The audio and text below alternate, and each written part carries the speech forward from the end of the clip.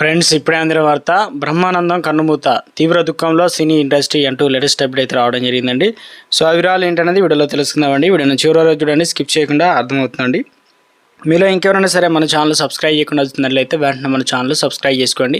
ప్రభుత్వం నుంచి latest updates అన్ని కూడా ముందుగానే అందించడం జరుగుతుందండి. చూస్తున్నారు, లైక్ చేయడం మర్చిపోతున్నారు, దయచేసి లైక్ చేయండి. లేట్ చేయకుండా వీళ్ళకైతే వెళ్ళిపోదామండి. మనం ప్రముఖ దర్శక నిర్మాత ఈవి సత్యనారాయణ బావ సినీ నిర్మాత ముల్లపూడి బ్రహ్మానందం 65 సంవత్సరాలు అనారోగ్యంతో కన్నుమూశారు. ఈవి సత్యనారాయణ సోదరిని బ్రహ్మానందం వివాహం చేసుకున్నారు. ఈవీవి ప్రోత్సాహంతో చిత్ర నిర్మాణంలోకి అడుగుపెట్టిన బ్రహ్మానందం మిత్రులతో కలిసి పలు చిత్రాలు నిర్మించారు.